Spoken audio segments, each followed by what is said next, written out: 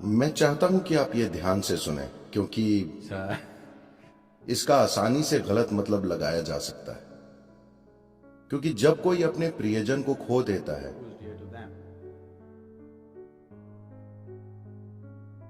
तो ये ऐसा है जैसे उनके जीवन का एक अंश छिन गया हो, और इंसान दुख, नुकसान और उनके बीच हुई कई चीजों को संजोने जैसी प्रक्रियाओं से गुजरता है। बहुत सी चीजें, सभी चीजों को व्यक्त नहीं किया जा सकता, लेकिन साथ ही हम इस धरती पर पैदा होने वाले पहले इंसान नहीं हैं, और न ही हम इस धरती पर मरने वाले पहले होंगे। अपने जीवन में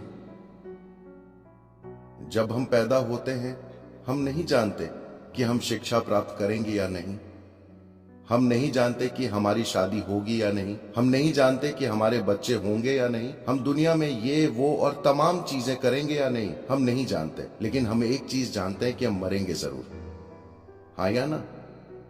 ये एक पक्की बात है ना? हालांकि ये इतनी साफ बात है, पर हम इससे समझौता नहीं कर पाते।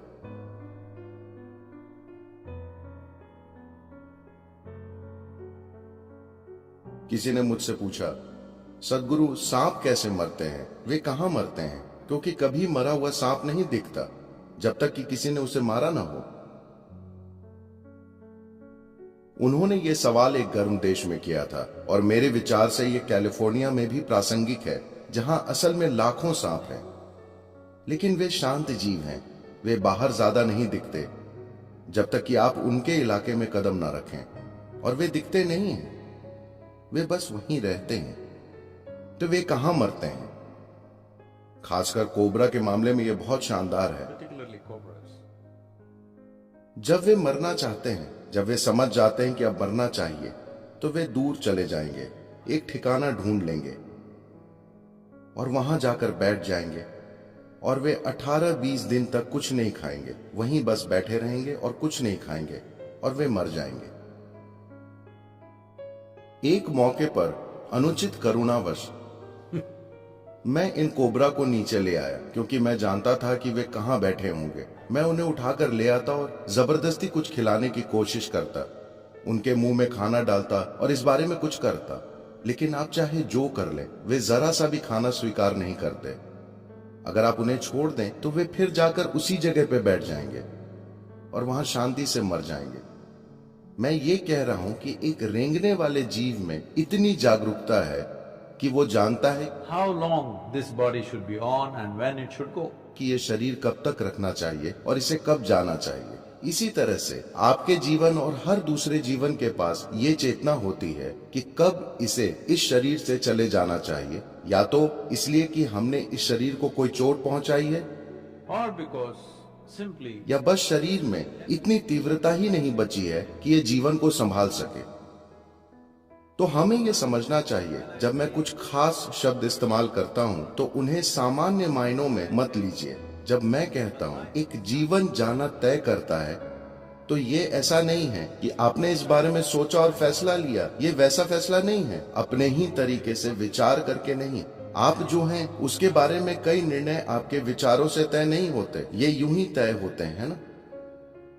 like that a life decides when to leave. उस तरह से एक जीवन तय करता है कि कब जाना है। जब तक वो यहाँ है, हमें इसे बचाने, कायम रखने और अपने पास रखने के लिए हर चीज करेंगे, क्योंकि हम उस जीवन को प्यार और आदर करते हैं। लेकिन एक बार जब वो चला जाता है, तब हमें उस निर्णय का सम्मान करना चाहिए, क्योंकि उस जीवन ने चले जाना चुना है। जीवन शब्द से मेरा मतलब वो व्यक्ति नहीं है। मैं उस शख्सियत की बात नहीं कर रहा हूँ। मैं उन विचारों, भावनाओं और गतिविधियों की बात नहीं कर रहा हूँ जिनमें वो शरीक था। एक व्यक्ति के रूप में आप कभी जाना नहीं चाहते, क्योंकि आप एक अंतहीन मानसिक नाटक बने रहना चाहते हैं। लेकिन एक खास समय पर जीवन जाना चाहता है, चाहे आपको अच्छा लगे या ना लगे। जीवन जाना चाहता है क्योंकि वो आपके द्वारा इकट्ठा किए गए भौतिक रूप में हमेशा के लिए फंसा नहीं रहना चाहता। वो नहीं चाहता।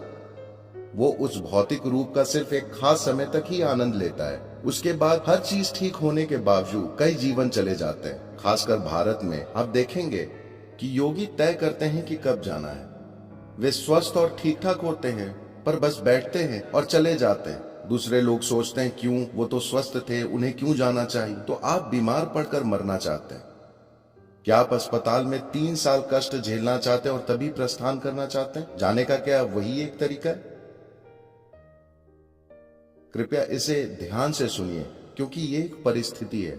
मैं किसी चीज को रौंदने की कोशिश नहीं कर रहा हूं, लेकिन मैं चाहता हूं कि आप इसे गौर से सुनें। क्या ये सच है That the final thing that you do in your life is death? कि आप अपने जीवन में जो अंतिम चीज करते हैं वो मरना है? तो आखिरी चीज जो आप अपने जीवन में करें, क्या ये बहुत महत्वपूर्ण नहीं है कि आप उसे शालीनता से करें, है ना?